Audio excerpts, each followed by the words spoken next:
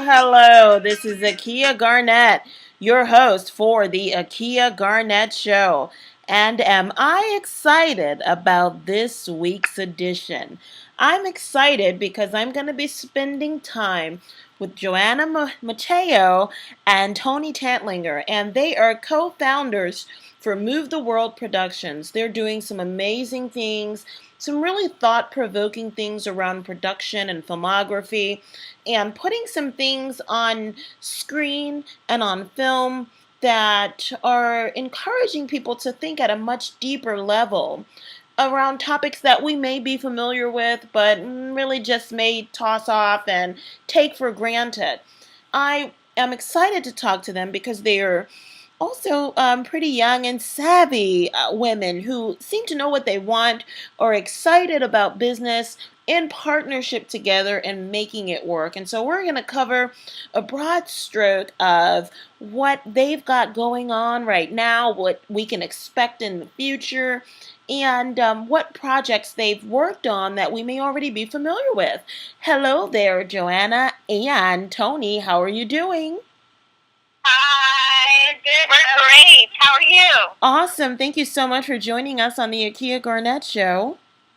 For having us. It's a pleasure. Awesome. Now let's just start with you, Johanna. Tell us about who you are and how you got involved with how you even came up with this concept together with your partner for Move the World Productions. Yes, well, we co-founded Move the World Productions. This started off as a passion project of really looking much deeper and delve deeper into ourselves, really, in order to even have this come to fruition. We were both doing other things in the entertainment industry, managing talent and, working the PR angle, but we always felt like we weren't fully fulfilled. We weren't serving our full purpose in life, and we've been fans of film for as long as we can remember. So just by working with actors as well and being around the scene, it just really ended up gelling and clicking, and it made sense. But we didn't want to just do film or a project that were just for entertainment. We wanted to serve a bigger purpose, and that's where Move the World Productions came about, because our goal really is to try to move the world as much as we can, as widespread as we can, into just a better place, a better future for all the generations that are coming after us, and really put something positive out into the world with various topics, and really have people look much deeper into themselves to see how we can all come together and band together for more positive, change. So Awesome. And are there any projects that the average person may recognize, or any talent out there that I know you can't really go into who your clients were, but any tidbits you can tell us about that may be popular to the ear? We definitely were able to luckily work with certain individuals that are pretty well known, from former American Idol finalists to former NFL athletes, but that's all said and done. What we're focusing right now is the projects we do have on hand, and the ones that we're in development on, and we're just really excited with our Becoming campaign project that we're working on, which is a very forward-thinking image campaign, and that's really where our focus is on our campaign and our upcoming short films and a documentary that we're working on as well. Yeah, we hear ya. Now, Toni, hi, how are you?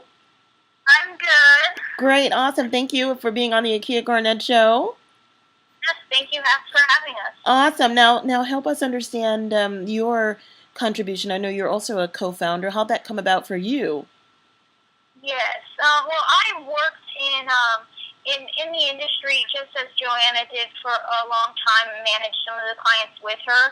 And we kind of just both had this passion for film. And for me, it was more so there were things that I stood for in my life that I was realizing weren't widely talked about, or there weren't conversations going on that should have been had. And that's what our films really want to accomplish. We want to pull out the uncomfortable conversations. We want to make you question everything you think about. And I think that's where my passion for it came, is being able to do that and have someone that had that same vision with me, like Johanna, to pull it out together.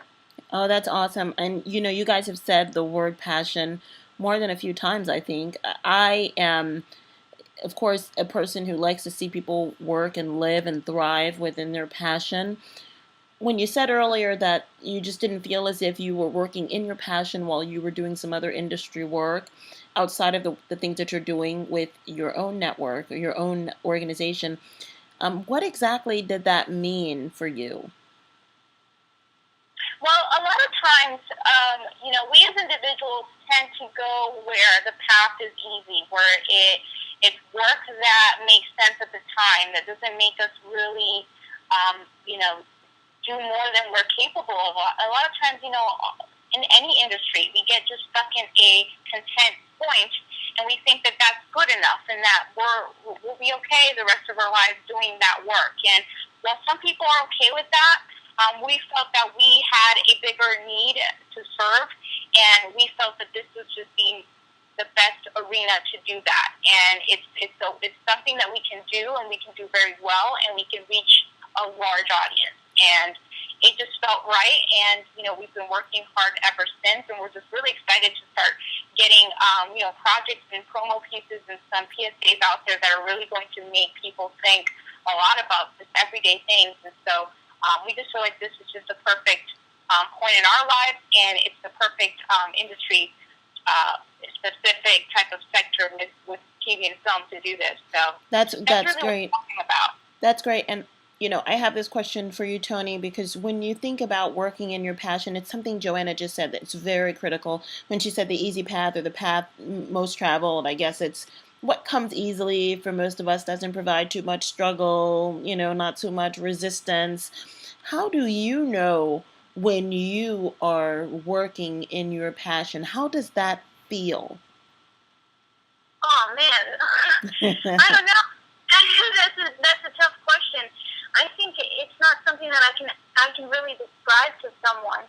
When you are in a moment and you just feel it, it's an overwhelming sensation. It's an overwhelming happiness. You can feel the passion. You can see the light. Your creative mind starts to go, and it's just.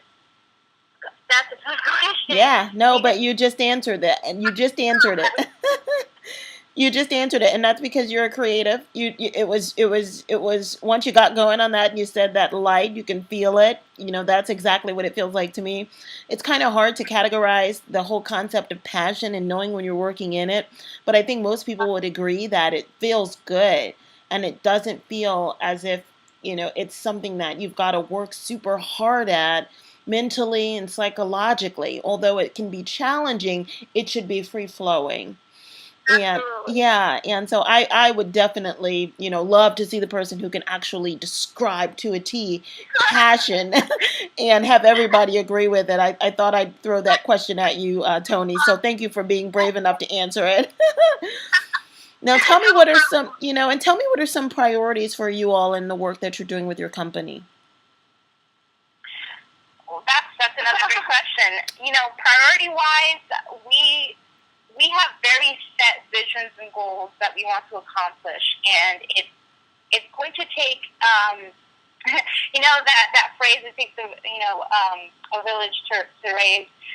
It's going to take a mass amount of people to really come on board and see what we see and feel as we feel when we're showing, because with film and TV, all we can do is show you what we have in our minds, but it's up to you to understand, to capture, to process that, and then what you do with that is up to you. So, we can put the most thought-provoking, piece out there, but if it's not understood and processed and then implemented by the mass, whoever watches it, then it's almost, I don't want to say pointless, but it doesn't have the same effect. It's not as impactful.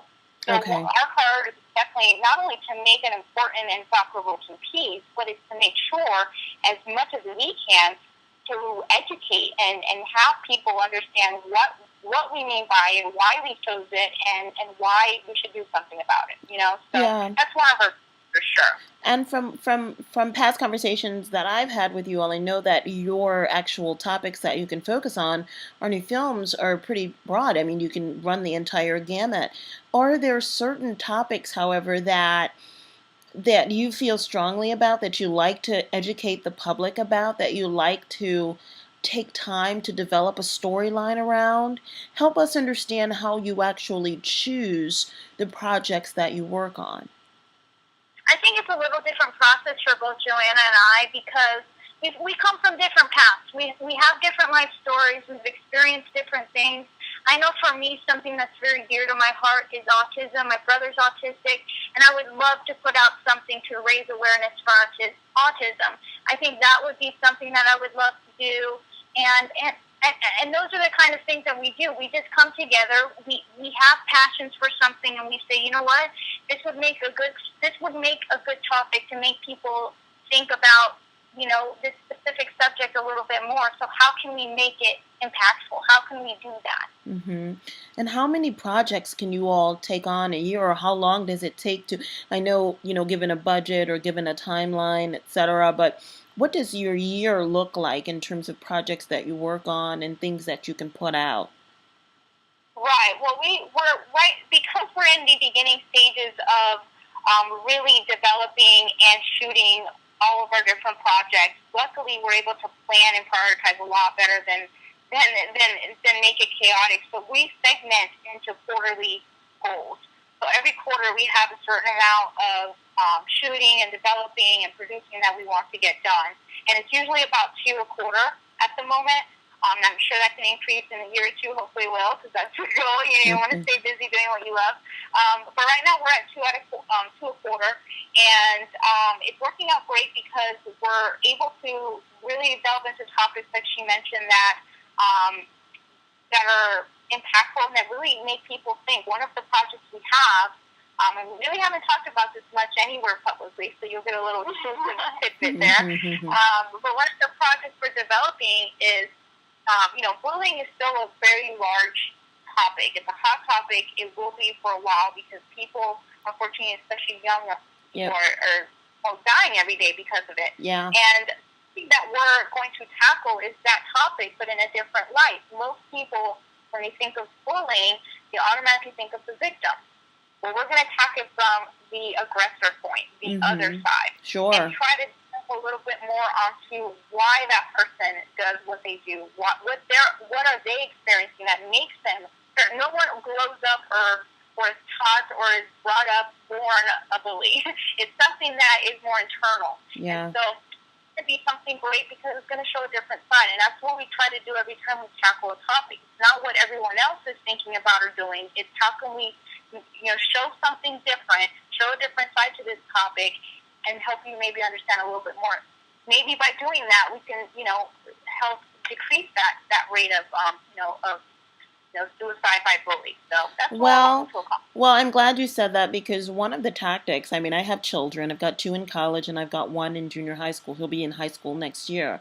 And I went through this youth development program within this last year. And one of the things that we talked about was not helping youth understand how to not fight, but how to not start a fight. And so, if you don't start a fight, then there won't be a fight. And so it's that bully that starts the fight, but you're right, there is something. And so I'm glad that you mentioned that, and that you gave us a sneak peek, because we like sneak peeks. But one of the other things, that I wanted to know was regarding all the electronic, ways in which we can view movies now. And there's a lot of stuff in the news about how the movie experience in the States is going to change, and the admission or ticket rate is going to increase, but the quality of the experience will also increase as well. But then you've got all these sites that allow you to go and upload your movie, and you can use all sorts of funding campaigns and crowdsourcing and crowdfunding things to increase, awareness for your pieces, your productions, and so forth. Where are you targeting outlets in terms of the pieces that you work on? Will we expect or see things that are on, the silver screen, the big screen? Will we see them online? How are you getting your pieces out? Well, first thing is gaining that followership. So social media has and will continue to play a huge role in that. And that's where we seek first, a followership. After that, once the piece is actually out, we'll use different sources depending on the material.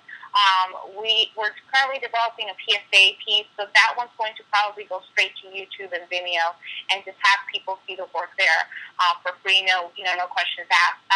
If it's a short film, we'll first, send it over to film festivals to try to gain traction there and see if we can get it into, the silver screen. Now, if it's a direct documentary or a full feature film, then of course our goal is to use an aggregator, a distributor, and really get it out there through mass media. So it's really going to depend on what piece we choose and what's best for that piece. And we're definitely open to every and any angle that would work and serve best, to reach that audience. Yeah. So we're definitely and with the movie experience changing, the theater experience changing. I mean, when I was a youth, and I was a kid, we'd all get together with the family and we'd go see movies, and it would be a costly experience, but it was worth it. We didn't go very often, but every time we went, we did get things from the concession stands. It was a family event, and that is changing in the States. Let me ask you, when you are thinking of the outlet part of it, so not the actual creation of the film and the pieces that you're working on, but when you're done and you're thinking about how it's going to be viewed and the environments in which people will be able to view it, do you find it more challenging because of all the different outlets that we have now, or do you find that beneficial because you have options? Help me understand that from the production and marketing concept of filming. It is definitely beneficial. I would venture to say any filmmaker or creator, visual creator out there that thinks it's not, really doesn't understand or grasp the gift we've been given. People want things at a moment's notice. They want it quick. They want it in their hands, on their mobile devices, on their iPad. Yep. It is now a very type of technology, and I could only see it as beneficial because now there's so many different outlets that you can reach. Yeah. People on the go. You don't have to wait to come home to watch a movie. Well, yeah. But you remember how that was, though, right? You remember how you went to the movies. It came out in the movies. You waited forever for it to finally come out. It hit the screen to stay there for a while. Then it went to Blockbuster. And then, it finally hit the shelves and went on cable. So there was this timeline. And, I mean, that same thing was true for radio. When a new cut came out, it was on the radio. And finally it went to CD. And finally it went to tape cassettes and all that stuff. So there was a process. And now that whole process has changed. The game has changed. So you do have all of those wonderful outlets. I would just imagine that it takes even more creativity from a marketing perspective to keep people excited about the movie watching experience, because it's not just about getting access to it, but it's actually, where are you going to watch it? You're going to watch it in your den, or you're going to watch it at home, or you're going to watch it with friends, or you're going to watch it at a bar. I mean, all of those things are important as well to your projects, I would imagine. Absolutely. Yeah. And that's one thing that we always consider when we're coming up with the concept. Depending on the concept that we create, before we even begin production, Johanna and I come up with, okay, this would be perfect for the theater. Mm-hmm. Okay, this would be perfect for YouTube or Vimeo. Mm-hmm. This would be perfect for crowdfunding. So we always have that idea before we start production, because we understand that everything is changing and it's growing, and we're surely able to adapt to that. Awesome. That is just so true. Now let me ask you, what do you all need? In order, within the next 2 years or so, what do you need to take your vision and your mission to the next level? It's going to take every single person. Mm-hmm. It really is about growing our team, which we look forward to doing that, and really establishing ourselves in the industry as people to watch. You know, a lot of times people have that goal, but it's really just for like selfish reasons. But our reason is not about us. It's never been about us. Mm-hmm. Every single piece that we develop and produce is more about everyone else. How can we help, you know, homeless people? How can we help autistic, you know, adults and children? How can it's never about us, because all that we want to do is move the world is help others. And so really our goal with this and growing this in the next 1, 2, 5 years is to just gain a team of individuals that are like-minded, that have the same vision as us, and that can help us grow it into the next level. Because absolutely, we can be one of those faces to watch, but for the reasons to help others, and we feel like we're slowly then getting to that, you know, ultimate goal. Yeah, so, that's great. That's great. And Toni, in filmmaking, who inspires you? Who would you say is the grown up that you look up to, and you aspire to hopefully do great things like that person? For me, the person I look up to most is actually not a filmmaker. I look up to Sheryl Sandberg from Facebook. Mm-hmm. I love the way she conducts herself. I love the woman empowerment, and I love everything she just stands for. And I think that, for me, is an empowering thing. So it helps me to empower others, and that's what I look forward and look up to in my personal career. That's awesome. And is there any filmmaker or director who you feel has such a great talent and approach to filming? I think Joanna and I can both agree that we love Michael Moore. We love what he does with his films. He presses buttons and he makes people think, and that's the kind of vision that we're trying to go through, and you know, maybe be better, but let's not put our cockiness out there just yet. And Joanna, same question for you. Who inspires you in filmmaking, or who would you say just kind of put some great stuff out there? Even when you were a kid, you would look at filming and you'd look at directing, you'd go, wow, this is really great stuff. Yeah, no, that's a great question. I mean, it goes without a doubt to say that, you know, personally, Steven Spielberg is a genius in many ways, and one, he's a great businessman, just period, in the film industry. But I've always looked up to acting-wise as, you know, the Audrey Hepburn and the James Dean and the Marilyn Monroe. So that era to me is just absolutely beautiful, and we would love one day to be able to recreate something special that has, you know, some sort of meaning to that era. But you know, if I had to name one person on the directing filmmaking side, I would definitely say Steven Spielberg, besides Michael Moore, as she mentioned, which is more in the line of the thought-provoking side of us. Well, yeah, and Michael Moore certainly has a different approach. I mean, Steven Spielberg is amazing, and that goes without, you know, needing to be said. Yeah, it goes without. I mean, it really, I think it's his name is just synonymous with great film, you know. But I thank you both for sharing a little bit of that, because regardless of what career, you know, we are in, we all should have a role model or someone within that film, within that industry, that sparked an interest in us somehow, somewhere.